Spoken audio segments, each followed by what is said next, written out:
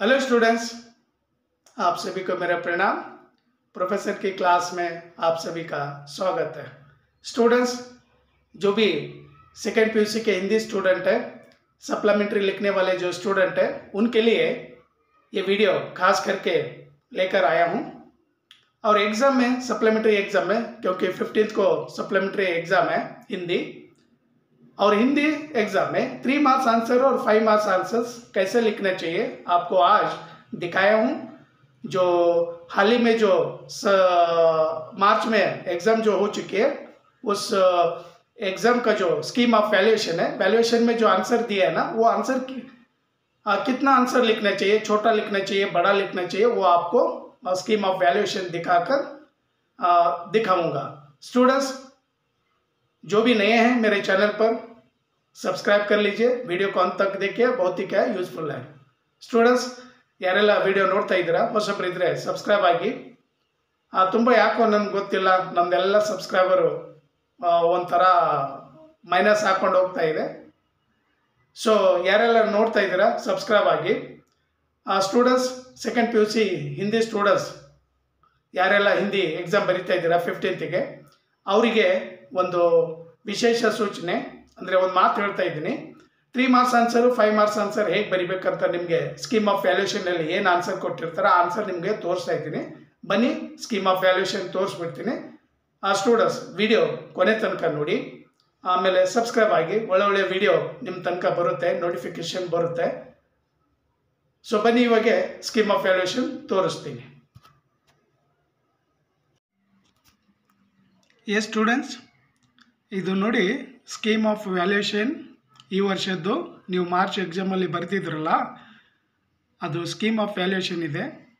ತುಂಬ ಸ್ಟೂಡೆಂಟ್ಸಿಗೆ ಡೌಟ್ ಇದೆ, 3 ಮಾರ್ಕ್ಸು ಮತ್ತು 5 ಮಾರ್ಕ್ಸ್ ಆನ್ಸರು ಎಷ್ಟು ಬರಿಬೇಕು ಸರ್? ಜಾಸ್ತಿ ಬರಿಬೇಕಾ, ಕಡಿಮೆ ಬರಿಬೇಕಾ, 2 ಪೇಜ್ ಬರಿಬೇಕಾ, 1.5 ಪೇಜ್ ಬರಿಬೇಕಾ, 1 ಪೇಜ್ ಬರಿಬೇಕಾ ಅಂತ ಎಲ್ಲ ಕೇಳ್ತಾ ಇರ್ತಾರೆ। ಬಟ್ ಇವತ್ತು ಆ ಎಲ್ಲ ಡೌಟ್ಗಳಿಗೆ ಸಾಲ್ಯೂಷನ್ ಇದೆ।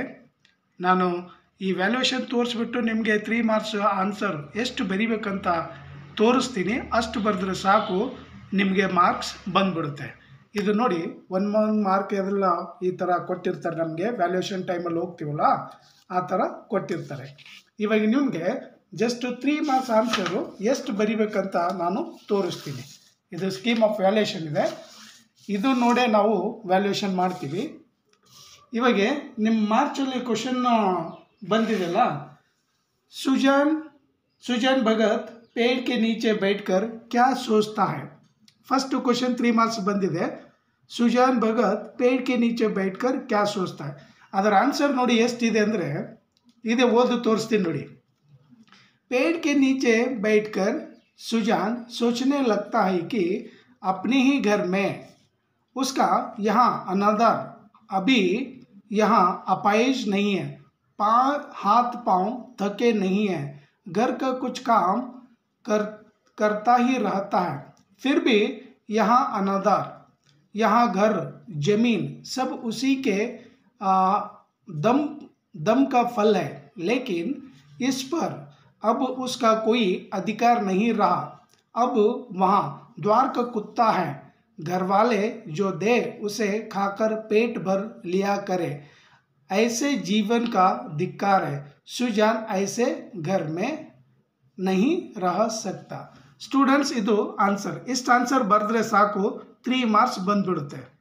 ನೋಡಿ ಎಷ್ಟು ಲೈನ್ಸ್ ಇದೆ ಅಂದರೆ 1 2 3 4 5 6 7 ಲೈನ್ಸ್ ಅಂದರೆ ಮ್ಯಾಕ್ಸಿಮಮ್ ನೀವು 10 ಲೈನ್ಸ್ ಒಳಗಡೆ 3 ಮಾರ್ಕ್ಸ್ ಆನ್ಸರ್ ಬರೆದ್ರೆ ಸಾಕು। ಮ್ಯಾಕ್ಸಿಮಮ್ ನೀವು 3 ಮಾರ್ಕ್ಸ್ ಆನ್ಸರ್ ಎಷ್ಟು ಬರೀಬೇಕಂದ್ರೆ 8 to 10 ಲೈನ್ಸ್ ಬರೆದ್ರೆ ಸಾಕು। ಸೆಕೆಂಡ್ ಕ್ವಶನ್ ಇದೆ, मन्नू भंडारी के बचपन के बारे में लिखिए। इवाग मन्नू भंडारी के बचपन के बारे में लिखिए, तो सेकंड क्वेश्चन इतो मार्च अली। मन्नू भंडारी का जन्म मध्य प्रदेश के बानपुरा में हुआ। उनका बचपन अजमेर के ब्रह्मपुरी मोहल्ले के 2 मंजिल मकान में गुजरा। वे अपने 5 भाई बहनों में सबसे छोटी थी। वे बड़ी बहन सुशीला के साथ सारे खेल खेलती थी। लंगड़ी टांग, पकड़म पकड़ाई, गुड्डे गुड़ियों के बहा रचाए, भाइयों के साथ गिल्ली डंडा भी खेलती। खेलती थी। उनका रंग काला और दुबली मरियल भी थी। गोरा रंग पिताजी की कमजोरी थी। ಸಾಕು, ಇಷ್ಟು ಆನ್ಸರ್ ಬರೆದ್ರೆ 3 ಮಾರ್ಕ್ಸ್ ಬಂದ್ಬಿಡುತ್ತೆ. ಮೂರನೇ ಕ್ವಶನ್ ನೋಡಿ. विश्वेश्वरैया की प्रसिद्धि तथा पदोन्नति देख कुछ इंजीनियर क्यों जलते थे. ಇದನ್ನು ನೋಡಿ ಎಷ್ಟಿದೆ, ತುಂಬ ಒಂದು 5 ಲೈನ್ಸ್ ಅಲ್ಲೇ ಬರೆದಿದ್ದಾರೆ. विश्वेश्वरैया की प्रसिद्धि और पदोन्नति देखकर कुछ इंजीनियर उनसे जलने लगे. उस वक्त उनकी उम्र केवल 47 थी. विश्वेश्वरैया अपने पुराने और सीनियर इंजीनियर से वेतन और पद की दृष्टि से आगे बढ़ गए थे. वे पहले से सुपरिटेंडिंग इंजीनियर थे. इस पर हर बात में उनकी सलाह ली जाती थी. तो इस आंसर बरेದ್ರೆ ನಿಮಗೆ 3 ಮಾರ್ಕ್ಸ್ ಬಂದ್ಬಿಡುತ್ತೆ. लास्ट क्वेश्चन ನೋಡಿ. श्यामनाथ और उनकी धर्म पत्नी माँ को लेकर क्यों चिंतित थे. ಇದು 4ನೇ ಪ್ರಶ್ನೆ. श्यामनाथ की माँ विदेशी सभ्यता से अपरिचित, अनपढ़, गंवार और बूढ़ी थी. मांस मछली पीना पिलाना आदि से वहाँ दूर रहती थी. वहाँ मुर्गी पर कुर्सी पर टांगे ऊपर चढ़ाकर बैठती थी. कभी नंगे पाँव, कभी खड़ाऊ मीन्स चप्पल, खड़ाऊ पहनकर घूमती थी. पुराने ढंग के कपड़े पहनती थी. खर्राटे लेने की आदत थी, जिससे पार्टी में बाधा पड़ने की संभावना थी. इसलिए श्यामनाथ पत्नी के साथ मिलकर माँ को चीफ से छिपाने का असफल प्रयास करते हैं. उन दोनों की चिंता यही थी कि अगर चीफ का साक्षात माँ से हो गया हो, कहीं लज्जित नहीं होना पड़े. ಸ್ಟೂಡೆಂಟ್ಸ್, ಈ ಥರನೇ ನೀವು ಜಸ್ಟ್ 3 ಮಾರ್ಕ್ಸ್ ಆನ್ಸರ್ಸು ಬರೀಬೇಕು. ಆಮೇಲೆ ಇವಾಗ 5 ಮಾರ್ಕ್ಸ್ ಆನ್ಸರ್ ಎಷ್ಟು ಬರೀಬೇಕು ನಾನ್ ಡೀಟೇಲಲ್ಲಿ ಸೂಕಿ ಡಾಲಿ ಮತ್ತು ಪ್ರತಿಶೋಧದಲ್ಲಿ ಅದು ಕೂಡ ನಾನು ತೋರಿಸ್ತೀನಿ ನೋಡಿ. ತುಂಬ ಸಿಂಪಲ್ಲಾಗಿ ಚಿಕ್ಕ ಆನ್ಸರ್ ಬರ್ಕೊಂಡು ಹೋಗಬೇಕು, ದೊಡ್ಡದೇನು ಬರ್ಕೊಂಡು ಹೋಗಬಾರ್ದು. ಎಷ್ಟಂದರೆ ಇವು ನೋಡಿ 20 ಕ್ವಶನ್ ಇದೆ ಅಲ್ವಾ,